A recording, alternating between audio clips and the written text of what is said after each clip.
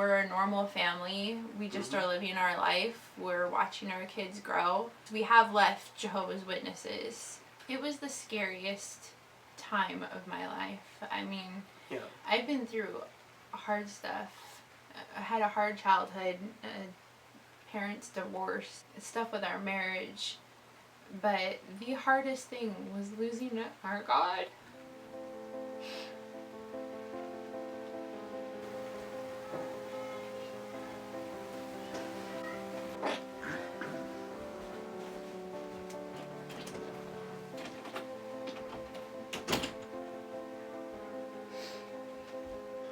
To lose our hope for the future that we had in mind, to lose our whole belief system, and to lose everybody that we ever knew. Every single person that we relied on, that we called mom, that we called dad, that we called grandma and grandpa, that we called brother and sister. To be faced with the notion of, I can't condone the things I've learned about this religion. I can't face the deception of it and stay in it.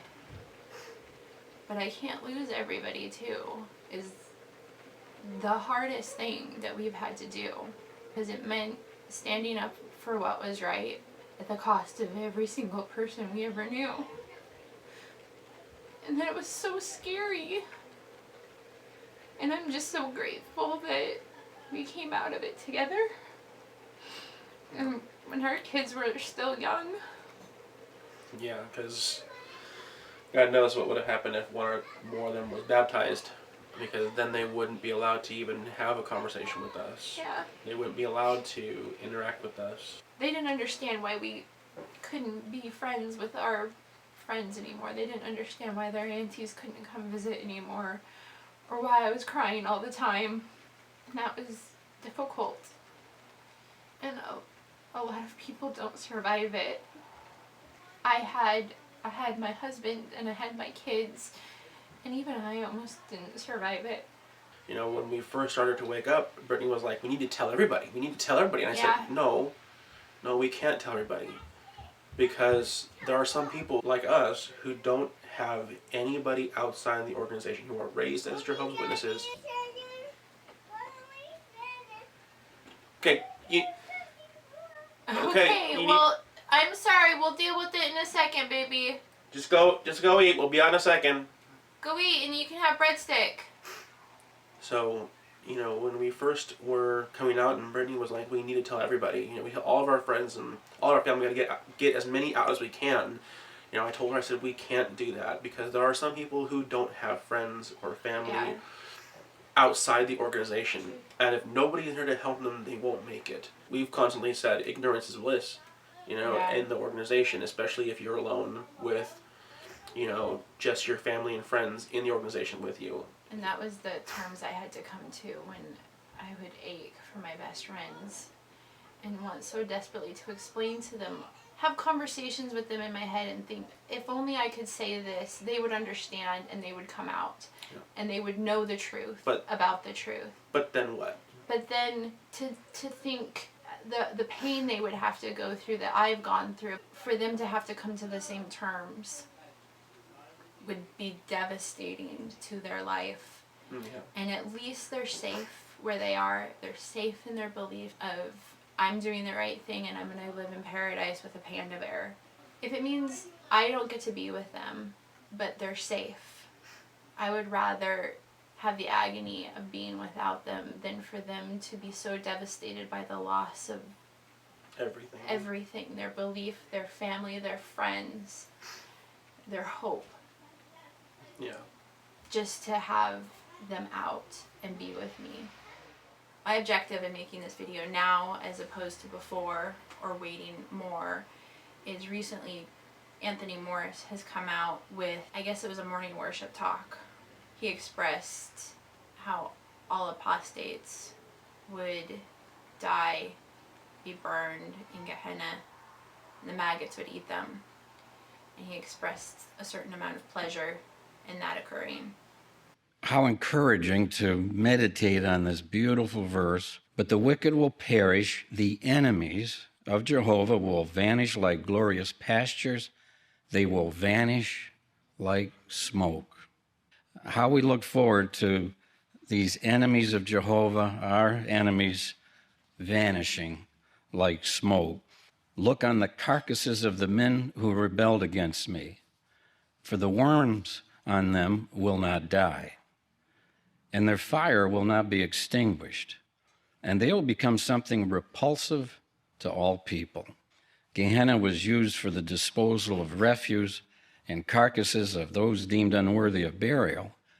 Fire would be a suitable means of eliminating such refuse.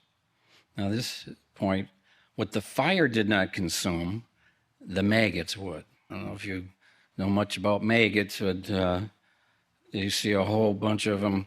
It's just not a pleasant sight. But what a fitting picture of the final end of all of God's enemies. Sobering, yet something we look forward to. The apostates and the enemies of Jehovah would say, well, that's gruesome, that's despicable. You teach your people these things? No, God teaches his people these things. Frankly, for friends of Jehovah God, how reassuring that they're finally going to be gone. All these despicable enemies that have just reproached Jehovah's name, destroyed, never, ever to live again. We eagerly await Jehovah's bringing his enemies to the end. They will vanish like smoke. So I thought this would be a nice memory aid to this verse stay in the mind. Here's what Jehovah's promising. It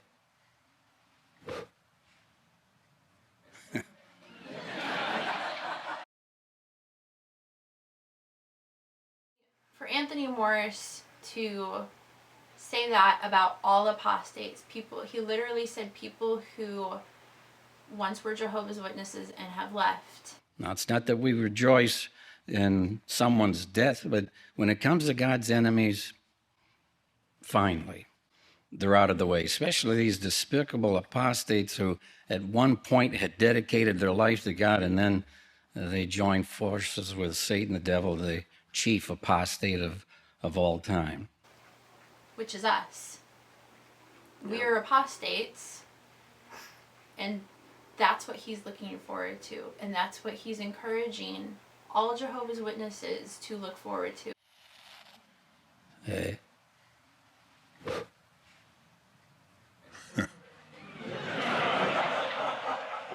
Is the day we are killed and maggots eat us. And our children. And our children. And by extension. Because there's no hope for the children of people like us.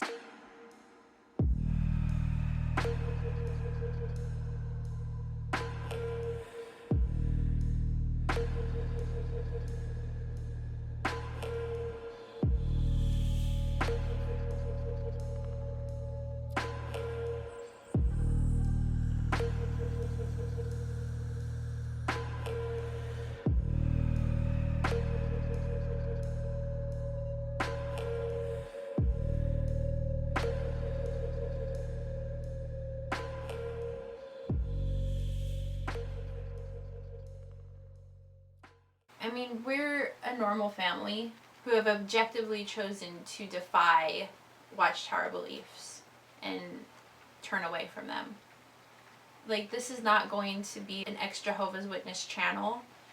This video, the one with the children and their experience, will make some about how we woke up more in depth. This is our family channel. This is got clips of our babies growing up and funny things.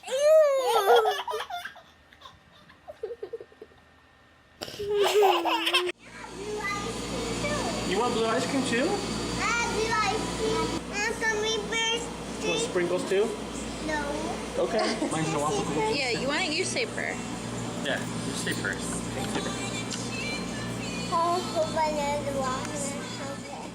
What'd you say?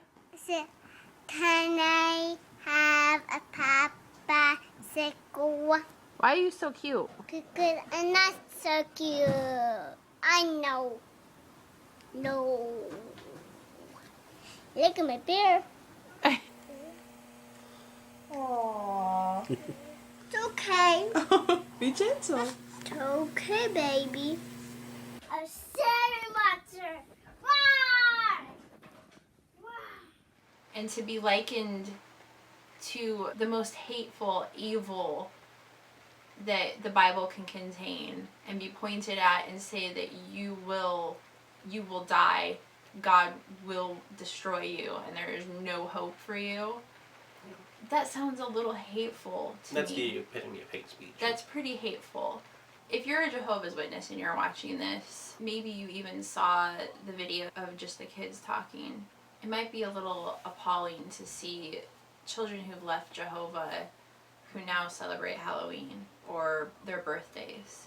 When I would see apostates and what they believe now or what they do now that they're not Jehovah's Witnesses. You celebrate Halloween and Christmas and birthdays? Like, you're so far gone. You're so far gone. And that was like terrifying to think. Is that what that means, to come out of Jehovah's Witnesses? Like, you become part of the world. You become so worldly that you do those horrible things.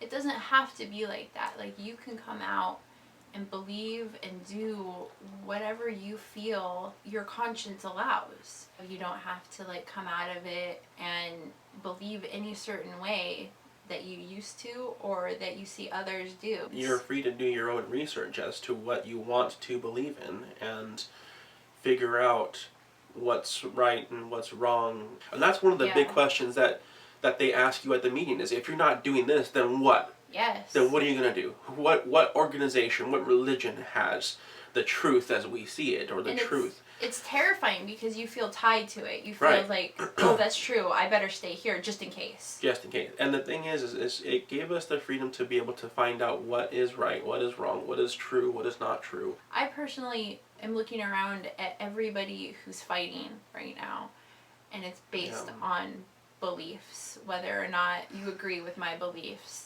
Or you... Riots, people dying. Yeah. Yeah. It's all based on belief and perceptions of those beliefs. And if you get entrenched in your beliefs, and somebody comes to you and says, hey, here's something that says, some proof that you might be wrong. Or there's another way of looking at it. Yeah, another perspective. You have to be... How are you going to handle that? Are you going to be prideful and be like, no, I'm right, and that's what causes the fight? Or are you going to feel humiliated and be like, I can't believe how horribly I've behaved because of my beliefs? Yeah. So I feel like beliefs are just a dangerous thing. To have something that you hold so strongly to that you would die for it or kill for it causes all the detrimental things that are happening when you look around, whether it's as a Jehovah's Witness or politically or otherwise. Yeah. So I felt compelled to make this because I want to stand up and say, I'm an apostate. We are apostates. It's not as horrible as Jehovah's Witnesses would make you believe. We have simply seen deception and atrocities in the religion that we once claimed as our own, and subsequently have turned away from it. And that is the definition of an apostate. It is not something worthy of death. Yeah, for sure.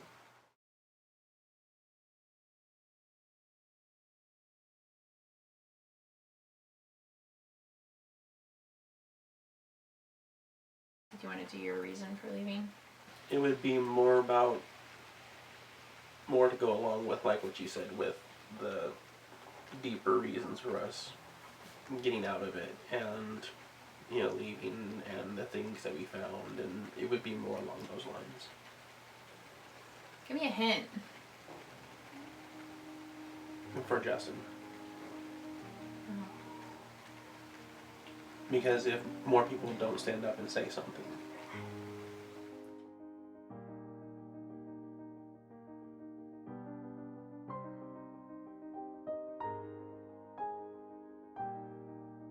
If more people don't come out and say, hey, it's okay to be an apostate, because all that really means is that you just change your mind about what you believe in. That's all it really means. You don't have to be afraid that that you're immediately going to be killed by God for having a change of heart or a change of mind. To have that courage to step out and say, I can't do this anymore, as scary as that is, there are people who are out. You know people who have gotten out, who are disfellowshipped or disassociated themselves. You can probably call them and say, hey, Yeah. remember me? I'm out too. I'm out too, and I would like to just have a conversation. Make a friend that you can have support outside of the organization. There are probably millions of us now at this point, because this has been something that's been going on for decades. There are people, and we too would be willing to help out and have conversations and say, hey, it's gonna be fine. Do your research through the different sources available. There's jwfacts.com, there's JW Survey, JW Struggle, there's the Reddit and the Facebook groups, and just hearing out what the critics have to say. Because I mean, if you were to buy a camera or a car or a sandwich, you know, you look at the reviews and see what people have to say, whether it's good or bad. Don't take our word for it. Don't take one website's word for it. Do your homework. Do your homework. Look at your Bible in entirety and the other translations of the Bible. You need to comparatively analyze what the Bible is really saying, what your Bible is really saying versus other Bibles. And do the same thing with the Watchtower quotes and with what the Apostates and the critics are saying. Yeah.